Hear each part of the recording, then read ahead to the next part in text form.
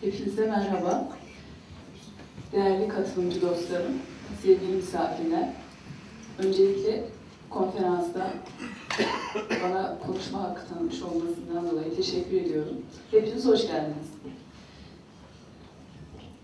Ülkemizden teğet geçen bir darbenin şokunu atlattığımız şu günlerde bir demokrasi anakronizmi yaşadığımızı hepiniz tedirginlikle izliyoruz. Türkiye demokrasisi evrimleşemiyor. Kavramsal düzeyde ve niteliksel açıdan demokrasimizin uygarlığın hayli gerisinde bir seyir izlediği malumunuzdur. Demokrasi idealimizi çok partili dönemden bu yana yeterince ilerletebildiğimizi söyleyemeyiz.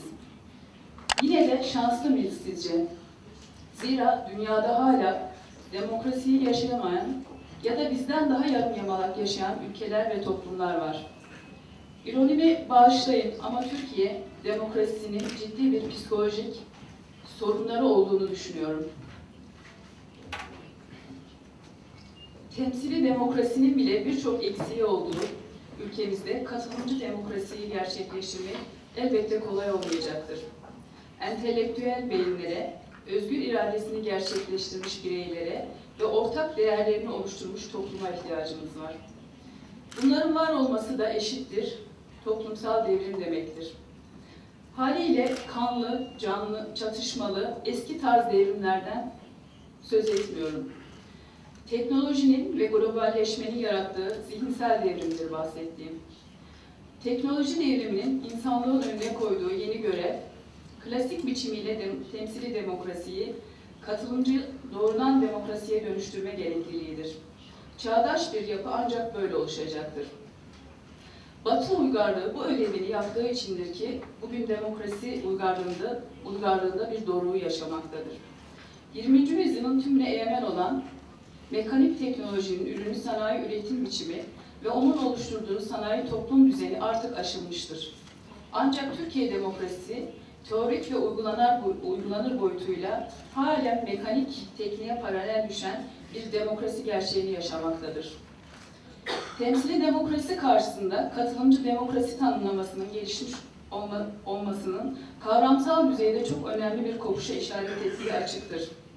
Katılımcı demokrasinin geliştiği bir ortamda temsili demokrasinin demokrasi idealini bir ölçüde de olsa gerçekleştirdiğini söyleme olanağı artık kalmamıştır. Klasik temsili demokrasi, yönetselliğinin içeriği ve biçimi başta olmak üzere uygulanmasıyla insanlığın gereksinimlerini karşılamakta zorlanmaktadır. Buna klasik demokrasinin yetersizleşerek bugünkü insana ve topluma dönük çözüm üretemez hale gelmesi de denebilir. Temsil sorunu uzun zamandır siyasal alanda bir garabete dönüştü.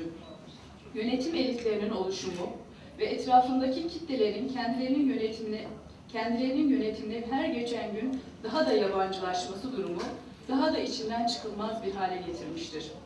Öyle ki politika ve onun daha iyi bir biçimi halen bulunamadığı için demokrasi formu aynı elitlerin tasarlayıp yönettiği bir oyuna dönüşmüştür. Sorular her zamanki gibi oldukça basittir. Ancak cevapları neredeyse imkansız. Kitleler politik eyleme doğrudan bir katıma nasıl çekilebilirler? Temsil mekanizmasının asgarileşmesi hangi yollardan mümkündür? Herkesin karar oluşturma sürecine katıldığı çağdaş egolar mümkün müdür?